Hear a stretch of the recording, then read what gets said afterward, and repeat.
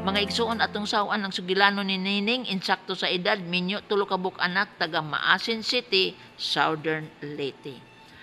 Ang St. Paul College Bulacaw, St. Paul College Mandawi, St. Paul College Iframo, Cebu City nagtanyag sa mga kursong nursing, practical nursing, nursing aid, midwifery, complete education courses, complete computer courses, complete high school, elementary, kindergarten ug nursery. Ang tuition affordable kaayo. St. Paul College dedicated to work-oriented education. Ang tuli sa Family Clinic Bulacaw ug Family Clinic Ramos magadungan sugod Marso, lahos Hunyo, pagdala og 200. Attention Metro Cebu North and South, ang St. Paul College sa Ramos mubukas sa High School Department karong Hunyo. Entrance 500, binuwan nga tuition 600, tawag sa dugang kasayuran. Ug karon nining Maasin City, Southern Leyte. Samtang dalaga pa ka, nagtrabaho ka.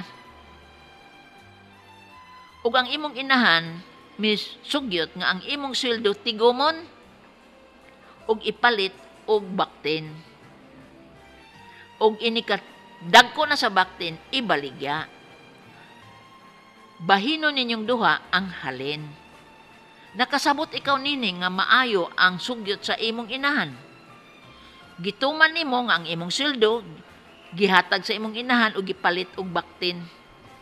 Kadyot rang panahon ang baktin dagko na. Baboy na gyud. Og gibaligya sa imong inahan. Dako og halin. Pag uli pa nimo sa inyo, ning ingon na sab imong inahan. Dahil nining kaning atong halin sa baboy, atong ipalit og yuta. Kay ang tag-iya, musanong man ining atong kwarta karon ug ang yuta usa og tunga ka hektarya tuwa sa Agusan del Sur. Unya sabot taning nga ini kaminyo nimo kining yutaa atong tungaon. Katunga imo, katunga ako. Wa kay labot sa mga tanom. Misanong nasab si Nining. Naminyo si Nining. Ming abot ang panahon nga gitunga gayud ang yuta sa iyang inahan ug kang Nining. Ang mga yuta natamnan og palkata. Nakaron kay giswerte man si Nining kay ang iyang bahin nga yuta puno sa palkata. Karon kay naa may iyang maguwa nga nganlan og Daday. Nasakit ang ilang amahan ug si Daday naggasto siyang amahan sa ospital. Ug matud ni Daday ngigagod ninyo alkansi man ko ako ra may nagpabanhaw sa atong amahan nga hapit mamatay. Kamong mga igsuon nako di man lagi mo mutabang. Kay kini si Daday arang-arang og kahimtang sa Metro Manila. Ning ingon dayon si Daday, "Nay, ing nalagod si Nining nga muharbis ko siyang palkatag kausa, pamawi ba sa iyang bahin sa paggasto ni tatay dito sa ospital." Gisultihan sa ni si Nining kang iyang nanay nga, "Tay Nining mo, harbis ra ba kuno si Daday og usa ka season sa imong palkata? Kay wa man kuno kakatabang sa gasto sa ospital sa imong tatay." Ning sugot na lang pud si Nining kay, "O sige na lang, nay." Pagkahuman adto nagyawit naman si Daday nga ingon, "Nay, kini bang palkata konjugal ng property kanang yuta kang Nining pero ang mga palkata sa kadaghanan ni kay konjugal ni imo ning abot, imo ning singot. Gibahin bitaw ang yuta pero kang yuta kang Nining ra mura nay iya. Ang tanang tanom na siyang yuta ato, among tanan, atong tanan." Kini ang lantugi. Kay si Daday, ingon dayon, "Nining, timan dato ko. Magkita ta bisag asang kortiha ato bangon ti ka. Magdakong usa ka dosenang abogadong buanga ka. Ikaw nag-ilaid sa kalisod, musukol nako. Aw mag-abot ta. Korte." Si Nining keep quiet lang gyud. Kay tinuod man gyud nga siya pobre. Apan mo daog si Nining aning kasuha kay binuang man ang kang Daday. Binuang ka na. Ang Daday, binuang as in binuang. Pangutana, hulutaw man niro nga nung binuang. Doktora, ning ingon si Daday akong maguwang. Nga conjugal property ko no ang palkata, kay ang yuta ko no, ako, pero kining palkata sa among ginikanan, busa sa kadaghanan kini.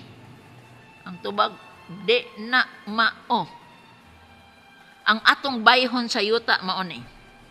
Unsa may gipalit sa yuta, bahin ni nining sa halin sa baboy.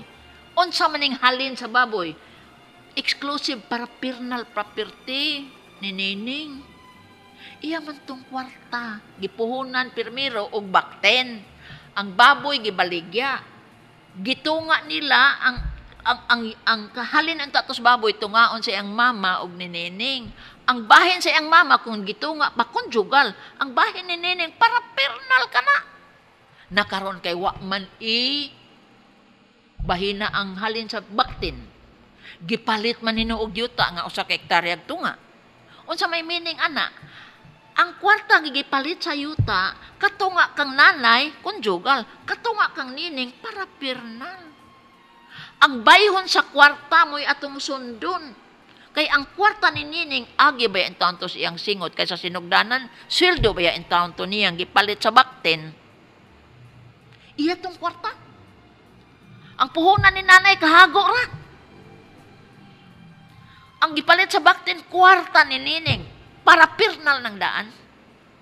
Nakaroon kay ang halin sa baktin, kang nining man tong kwarta, kahago raman kang nanay, para personal to. Gipalit magyuta. Unya ingon man si nanay, ning, ako may kahago, katunga ako, katunga imo sa yuta.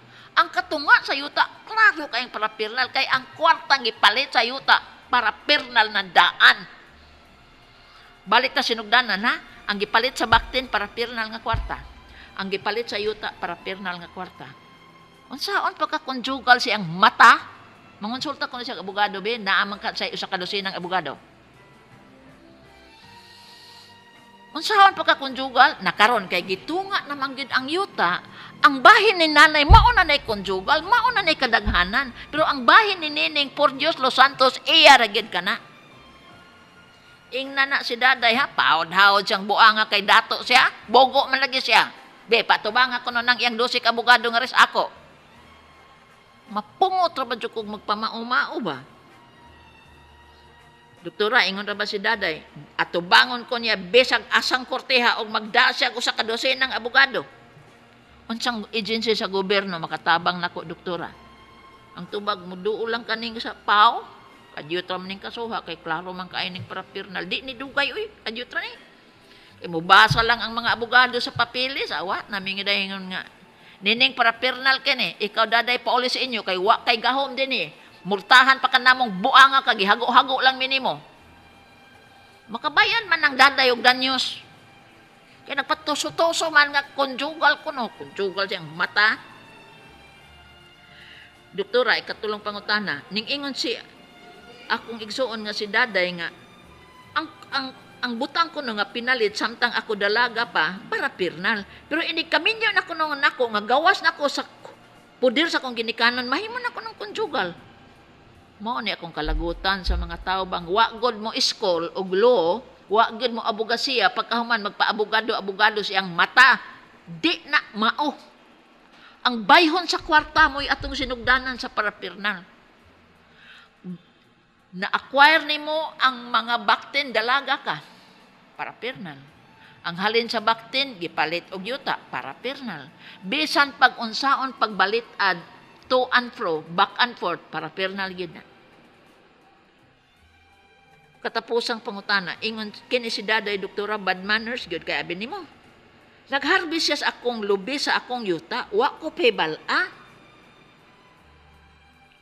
Kay nagtuog gyud sa doktora nga ang tanang tanom sa akong yuta, konjugal. Lain na sang binuang ni daday. Accessory follows principal. Unsa may principal yuta, unsa may accessory lubi, palkata, lagotmon, humay, mo nay accessory.